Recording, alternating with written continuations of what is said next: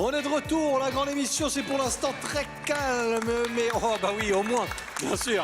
Oh là là, rien que ça, oui. La comédie française, messieurs, dames. Oui, merci beaucoup. On est de retour, donc je le disais. Finalement, ils sont très en forme. Je trouvais ça un peu calme, et puis finalement, j'aime bien. Par contre, je vais y prendre goût, je vous le dis tout de suite. Donc, je sais pas pourquoi je parle en Sarkozy. Mais je peux vous dire que je vais y prendre goût aux applaudissements. On va peut-être faire une entrée comme ça tous les jours. Aujourd'hui, on va encore en parler de plein de choses. Débat du jour, prison, à quoi ça sert vraiment? On va se poser la question avec notre équipe de chroniqueurs très en forme, vous l'avez vu, puisque effectivement, on va essayer de savoir est-ce que c'est la meilleure solution, pour quel type de peine, des conditions de travail difficiles également, des conditions de détention difficiles. Bref, la prison dans tous ses états, on va l'évoquer. Ce sera l'objet du débat du jour. Et puis, le magnéto du jour, lui, nous amènera en cuisine. Et là, attention, rencontre avec Eugénie Bézia, nouvelle chef étoilée, restaurant La Flibuste à Villeneuve-Loubet. On est très fiers de l'avoir sur la Côte d'Azur avec nous. Elle nous parlera justement de sa Côte d'Azur dans un instant. Et puis, notre invité, Guillaume, sera avec nous pour nous parler d'un bateau solaire très zen. Vous allez voir, on va faire une petite balade avec lui. On prépare déjà, parce qu'on a tellement hâte que les beaux jours arrivent, qu'on commence à les préparer avec vous dans la grande émission.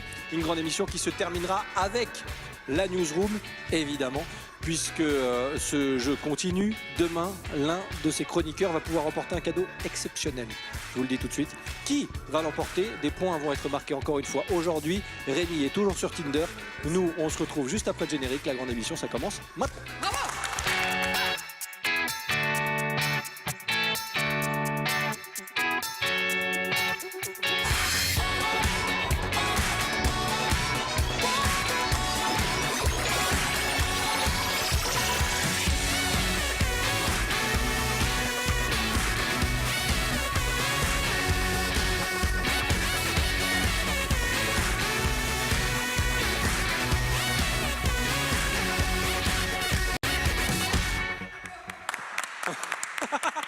Ils vont faire ça toute la soirée. Merci. En tout cas, on est le jeudi 12 mars. Vous regardez la grande émission et on est très heureux de vous retrouver autour de la table parce que oui, vous faites partie de la famille de la grande émission et c'est un réel plaisir de partager ces moments avec vous. Débats, invités, reportages. On va pouvoir en dire des choses encore une fois aujourd'hui. On va se marrer aussi, bien sûr, même si le débat est très sérieux. Attention, l'équipe est là depuis lundi et normalement jusqu'à demain. Katou, oui. Comment ça va? Très bien. Ouais. Ça va, je retrouve l'équipe. La semaine se passe bien? Ouais, ça va. En plus, le sujet, il est intéressant. Ouais. Donc, voilà. Tu me le dis, si un jour il y a un sujet de merde, tu me le dis aussi. Hein. Ok, d'accord. Okay. Ton sujet, c'est de la merde. Ouais. Voilà. Ce serait bien qu'on parle plus de voyage, tu vois. Ouais, bon, on va le faire, Okay. Ça sera prévu dans les prochaines émissions. Henri Concasse, comment ça va? Je suis en pleine forme. J'ai lu une étude juste avant de venir sur le plateau. 97%, une étude anthropologique, 87% des gens qui ont les baskets que vous portez sont des gens intelligents. C'est vrai. Ouais. Voilà, on fait pas de publicité, hein, mais s'ils veulent nous envoyer des pompes, on est preneurs. Merci Henri, très en forme comme d'habitude. Sophie a déjà le sourire, évidemment, comme chaque jour. Comment ça va? J'ai le sourire La robe déjà. à pois. Ah bah ça va bien. Et pas elle. Elle est à toi? Non, elle est à pois. Allez, ça c'est fait. Ouais, ça c'est fait, voilà. Donc il est très en forme, Henri. Il a réussi à placer le mot que je lui avais imposé. Donc on peut l'applaudir lui aussi. Bravo. Bravo Henri Concasse. Non, sinon, Alors si ça en va plus vous avez super des défis bien. entre vous, ça, on est mal barré. Et bonne fête, Justine. Moi c'est Seb, mais ok, Sainte-Justine. d'accord. Sainte-Justine. Très bien. Non mais voilà. Ok, très bien. Rémi Molinari, Oui, comment ça va? très bien, et toi? Ça va? J'aime bien cette chemise, elle te va bien? Oui. Petit point styliste, comme ça, voilà. Oui. Bon oui, voilà, sobre et efficace quoi. Les petits souliers vernis sont de sortie. Classe aussi, j'aime bien. Michel Sardou, 79. Bon, le débat du jour, je suis sûr qu'il va t'intéresser. Oui, pas mal de choses à dire, oui. Le dessin est prêt déjà? Il est fait, oui. Bon. J'ai l'impression que je lui pose une colle, tu sais, comme à l'école d'ailleurs. Rémi Molinari a fait le dessin, il ne reste plus qu'à rentrer dans le débat, effectivement. Prison, à quoi servent-elles vraiment? C'est l'objet du débat du jour, on en parle sur ce plateau.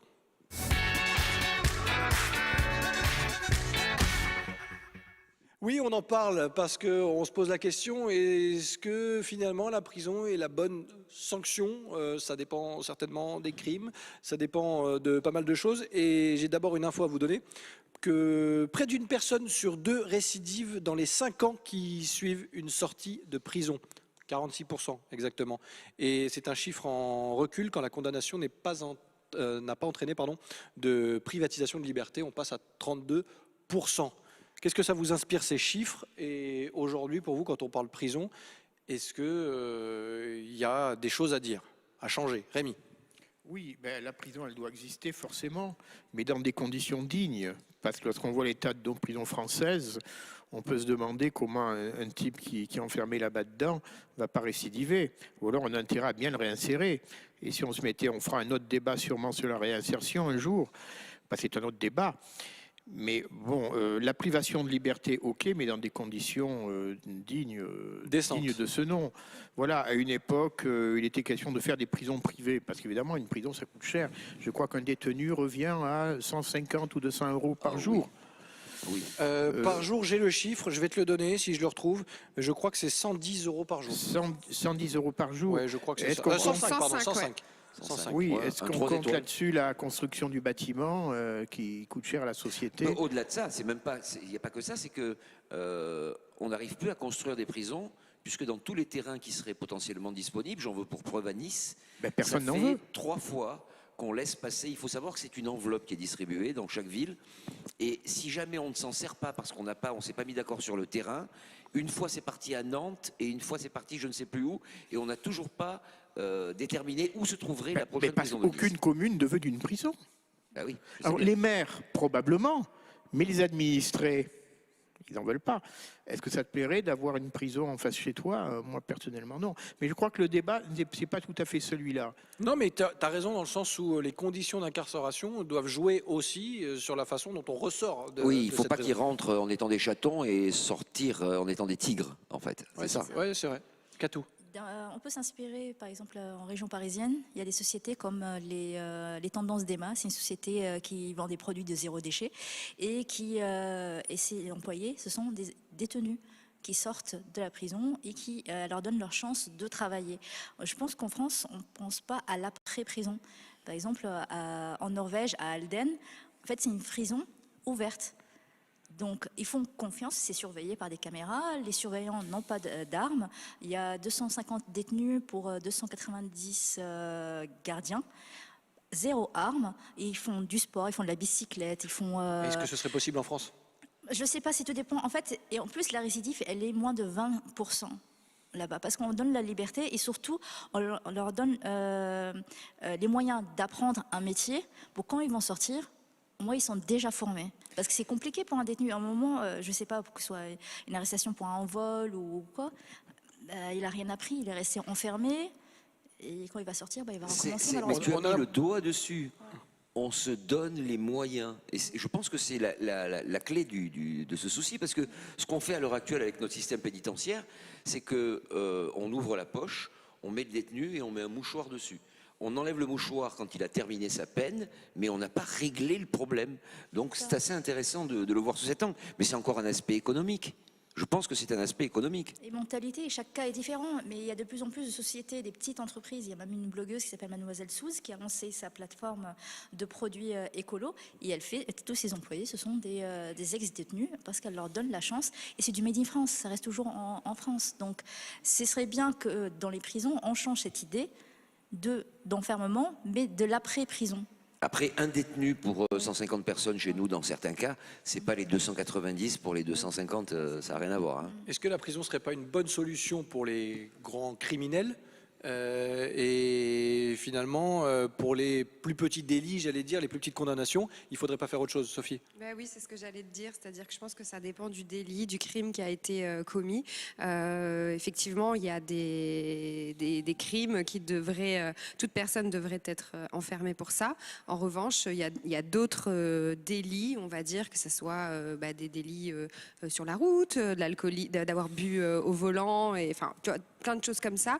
Je pense que ça, en fait, il faudrait mieux que les gens soient chez eux avec un bracelet, tu vois, avec ou faire des travaux Une d'intérêt alternative, en fait, généraux. oui, voilà, c'est ça. Mais voilà, être quand même effectivement quelque part, ils subissent une peine, mais pas obligatoirement être emprisonnés pour effectivement soit avoir après des problèmes supérieurs, peut-être mentaux ou pire, tu vois, après, parce que c'est vrai que c'est pas évident d'être enfermé et il y a des cas qui ne nécessitent pas à être enfermés. Oui, mais la prison, elle doit quand même exister. C'est ce que je te dis. Doit C'est ce que exister. je te dis. La peur du Pour gendarme. tout le Oui, monde, oui. elle doit exister. Même pour les délinquants financiers. Ça doit être l'épée de Damoclès.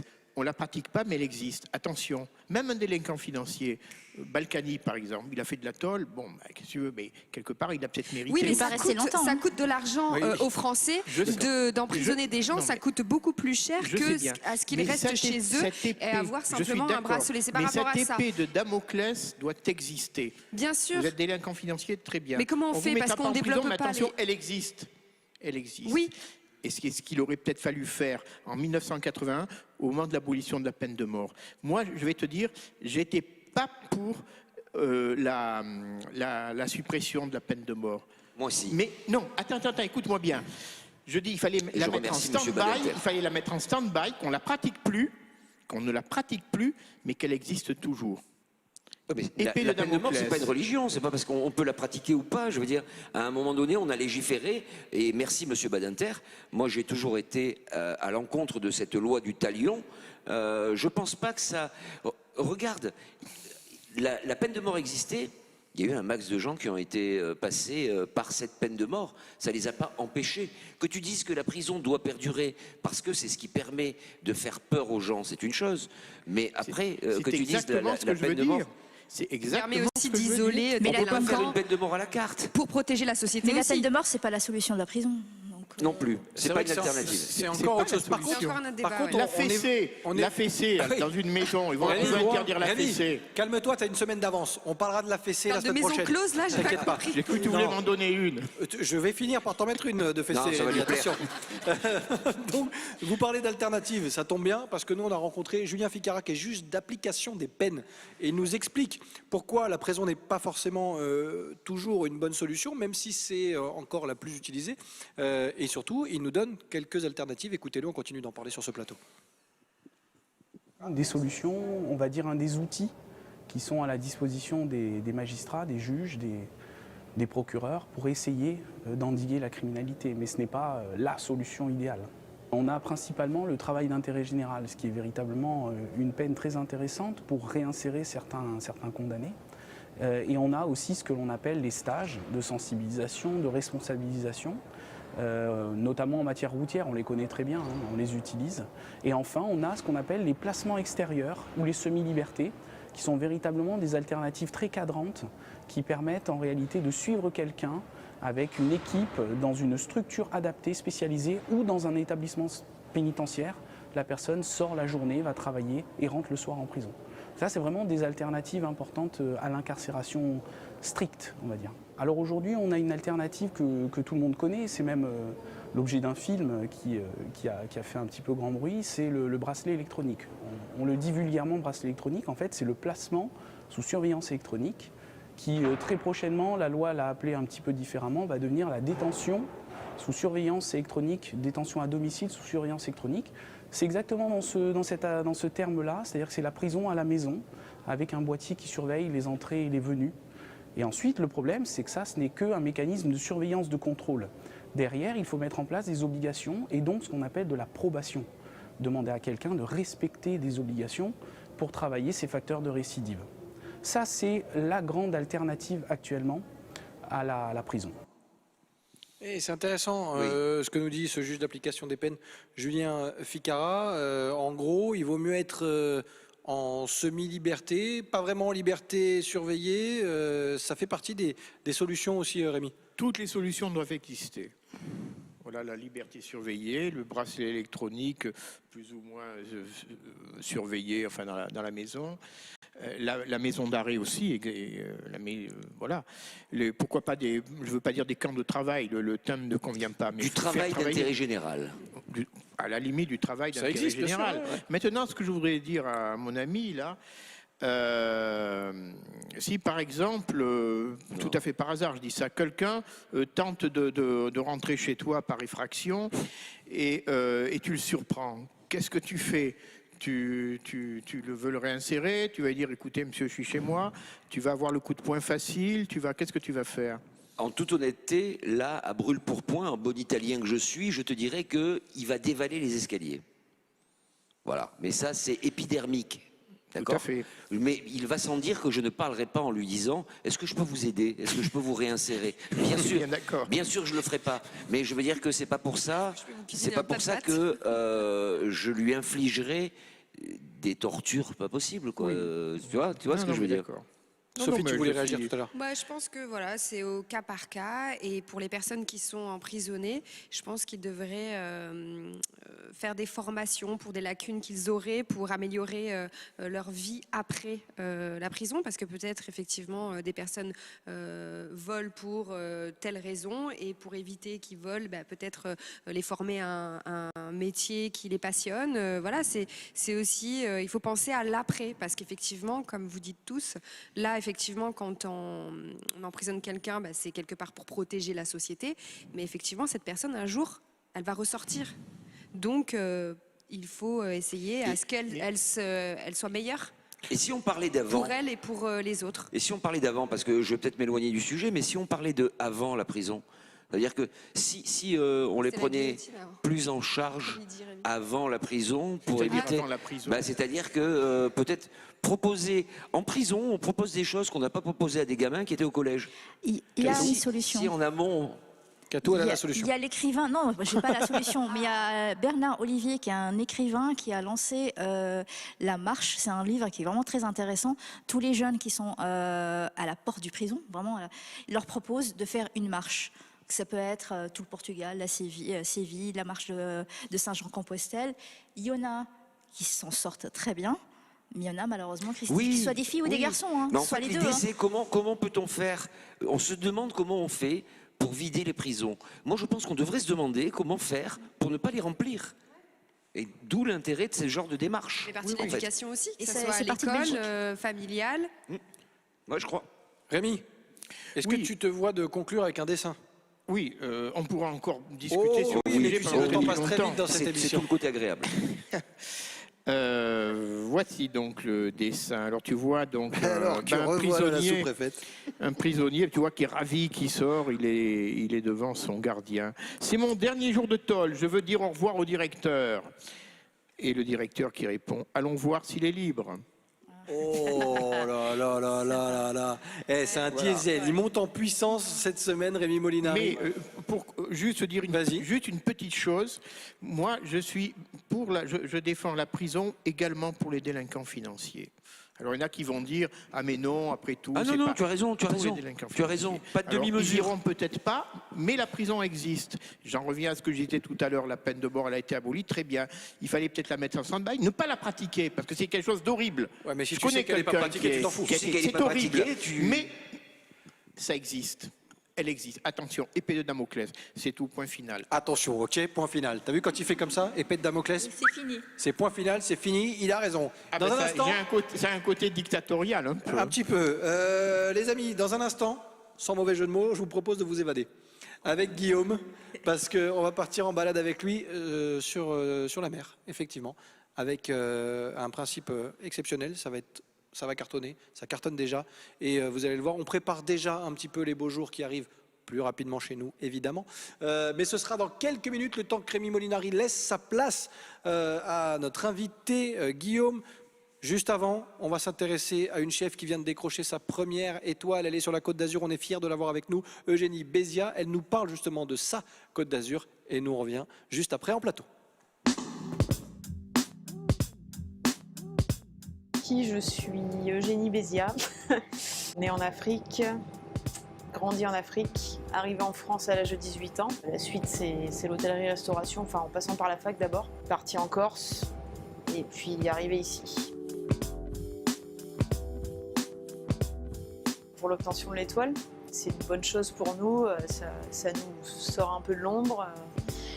Ça fait depuis que je suis arrivée qu'on travaille dur et c'est une très très belle récompense. Donc voilà, c'est super. On a été très émus.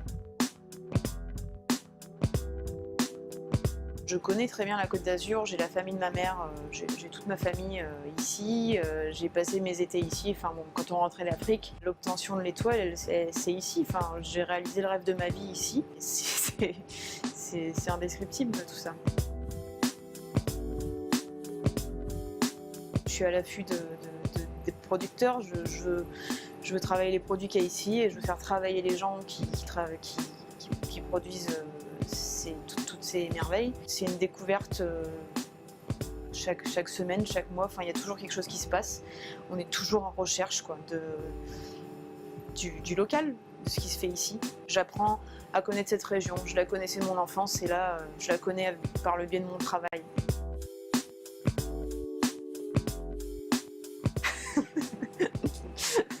C'est le problème, c'est que maintenant je rêve. Non, je plaisante. On verra. Ça c'est. On verra. Il faut laisser faire les choses. Hashtag Côte d'Azur France. Hashtag Côte d'Azur France, bien sûr. Cette Côte d'Azur, on y est, on y reste, on y est bien et on y fait de jolies choses. Il y a de beaux projets, de belles idées. Bien sûr, ce sera le cas encore sur ce plateau avec notre invité Guillaume. Merci d'être là. Bienvenue. Bonjour. On est ravis de vous accueillir parce que je le disais avec un petit jeu de mots tout à l'heure, un petit clin d'œil. On a parlé de la prison en première partie. Là, pour le coup, avec vous, on va s'évader dans tous les sens du terme. Parce que on va parler de ce concept, de cette idée et ces bateaux Cizen. Avec ça, vous m'avez conquis déjà. Expliquez-nous déjà quelle est l'idée, quel est le projet. Merci. Eh bien, en fait, Cizen, c'est une plateforme pour naviguer sur des bateaux solaires. Ok. Donc, on est basé à Beaulieu. C'est une jeune entreprise. Et imaginez que vous allez naviguer sur un bateau qui est silencieux, sans odeur. Depuis donc, la création de Cizen, on a transporté 3500 passagers.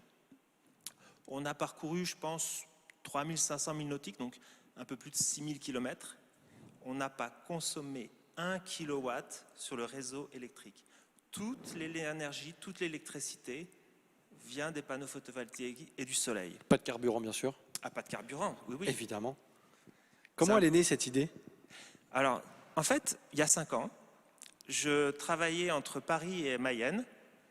Et je travaillais dans l'industrie et je reçois un mail de ma femme qui me dit « J'ai une opportunité pour travailler dans le sud, qu'est-ce que je fais ?» Alors, ça m'a pris 5 minutes pour réfléchir.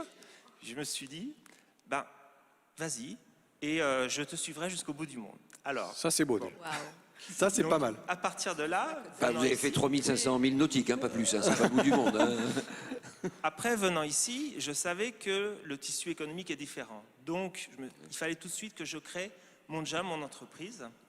Donc ça m'a mis 1 an pour trouver l'idée, le business model. Et c'est en juin 2016 que j'ai démarré ce concept. Et après, c'est des rencontres. Le constat, ça a été lequel? Parce que forcément, vous avez étudié un petit peu ce qui se faisait.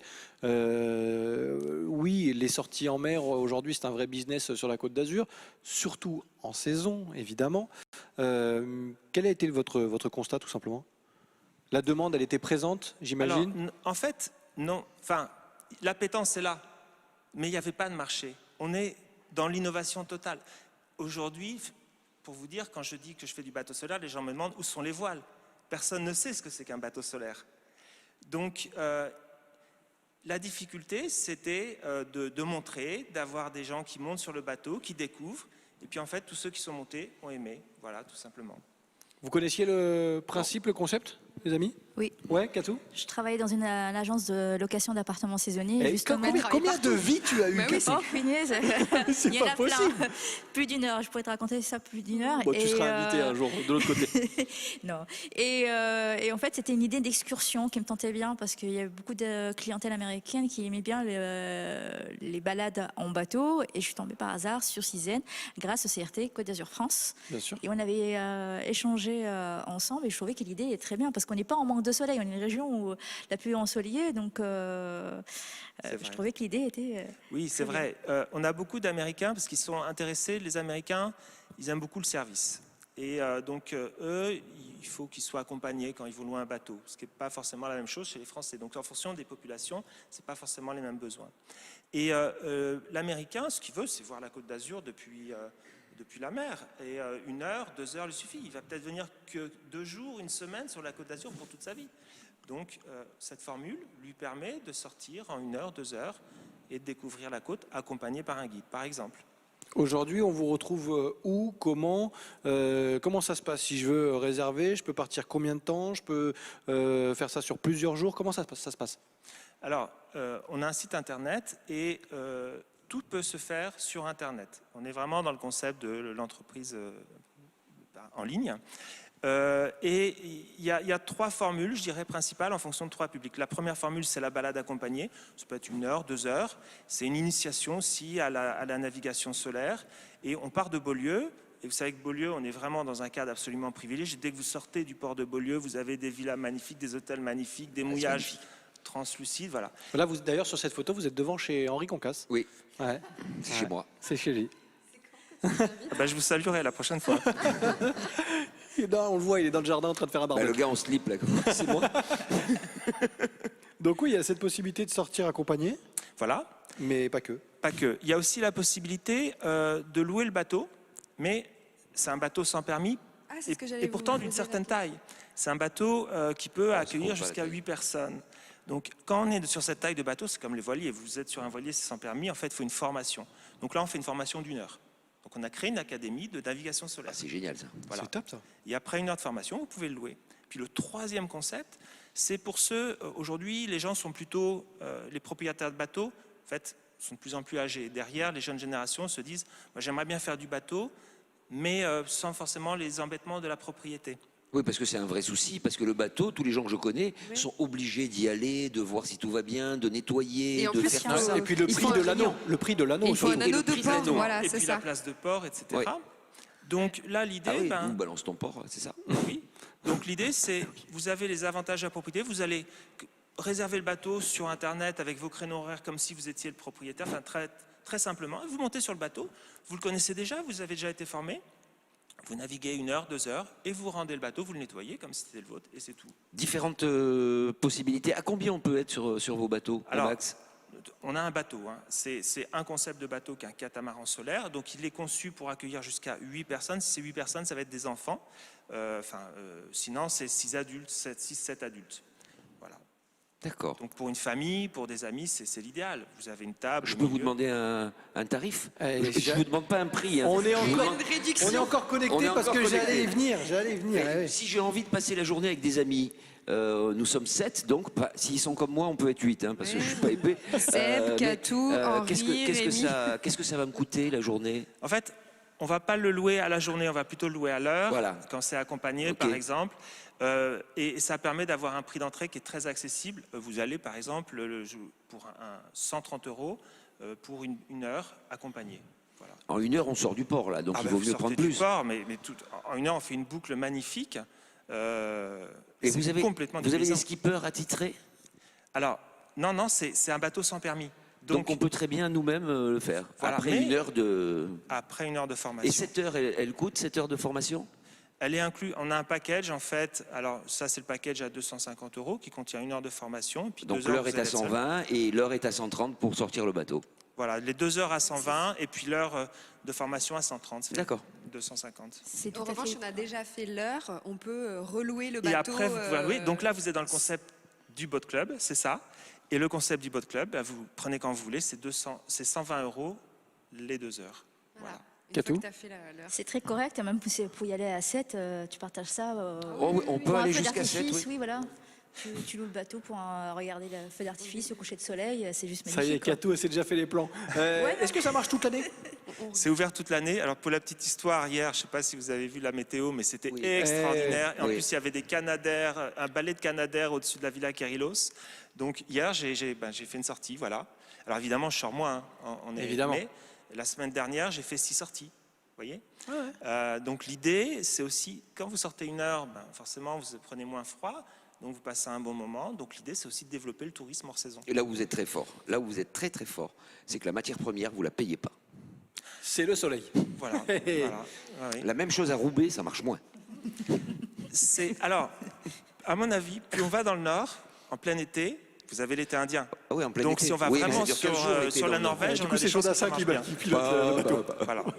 Merci beaucoup en tout cas d'être passé sur le plateau de la grande émission, Guillaume. C'était un plaisir Super. parce que on l'a dit, on s'est évadé pour le coup, et surtout j'espère qu'on a donné des idées à nos téléspectateurs parce que vous l'avez vu, même hors saison, vous pouvez aussi passer devant la maison d'Henri Concas et vous faire plaisir. Merci encore une fois. Merci. D'être passé sur notre plateau. Zen, c'était le programme du jour. Un programme qui n'est pas tout à fait terminé puisque dans un instant, on va se retrouver avec nos chroniqueurs qui vont jouer dans la newsroom. Encore des infos à leur faire deviner, encore des points à marquer.